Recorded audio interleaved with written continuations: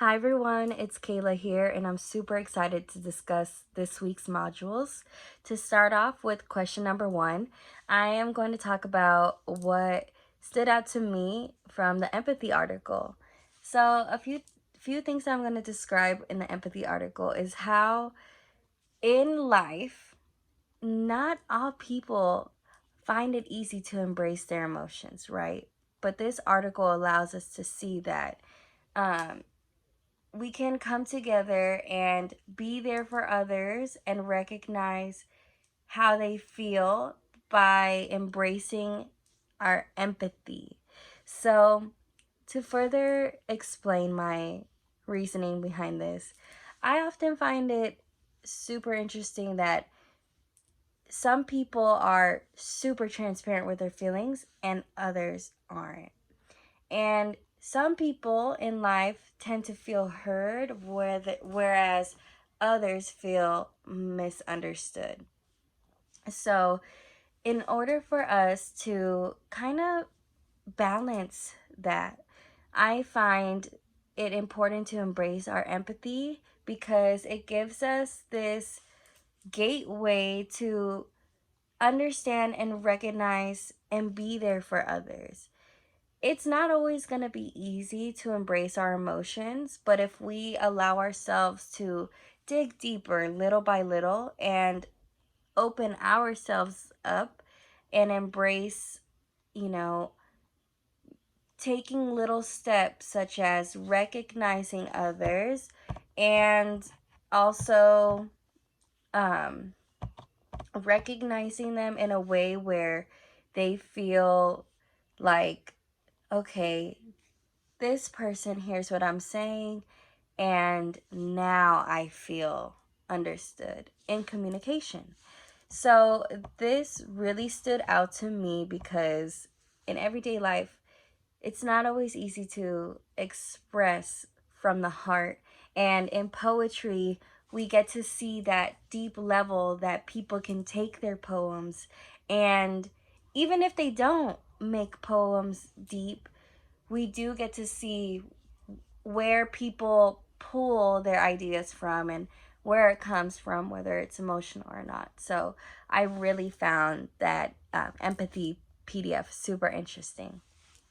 Some similarities and differences that I spotted in the two poems were the the Sandberg poem. He he often used first person, so he said I am, right? And in the Kyla poem, White Privilege, she also expressed first person language. So Kyla also used we in her poem. Sorry, you guys.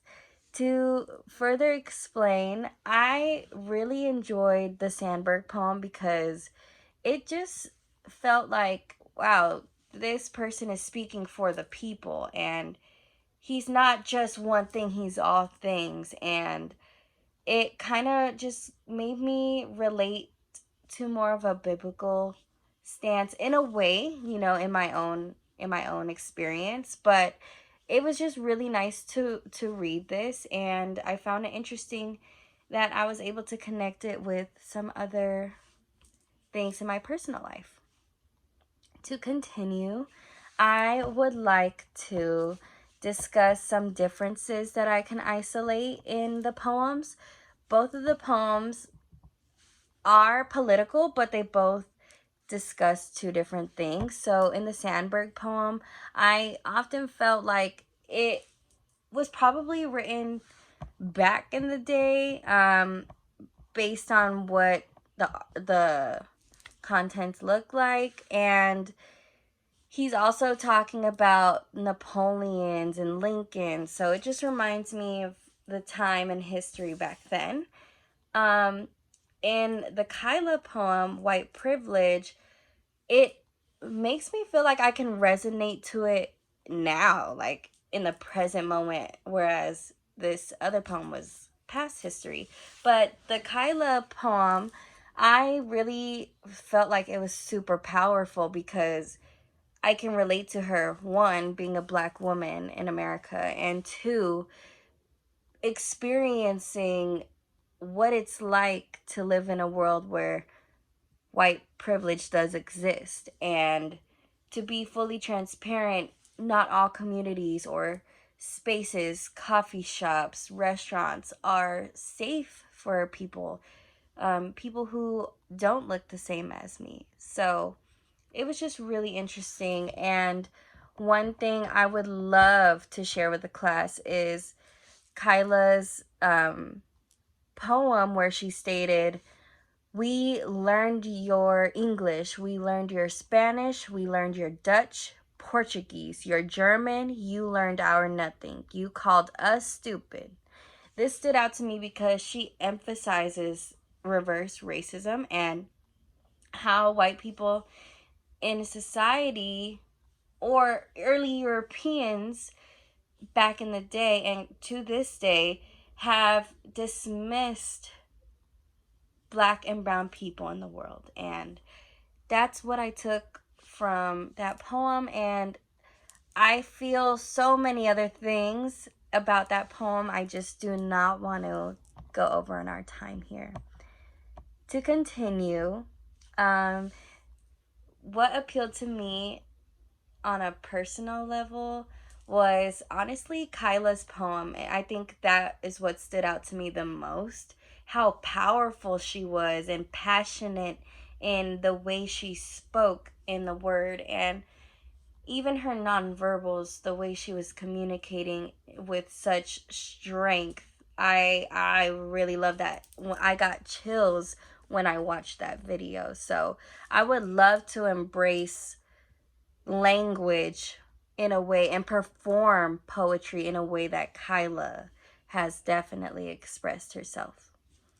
And that would be one of the ways I would compose my own poem to answer question number 4, embodying being confident in my delivery. I would love to just learn more techniques and how to get away from being a little bit shy or a little bit nervous. And we're all not perfect, so I recognize that embracing confidence and pushing myself through these uncomfortable scenarios would definitely help my poems be even better than they are. What did I learn about empathy through this exercise?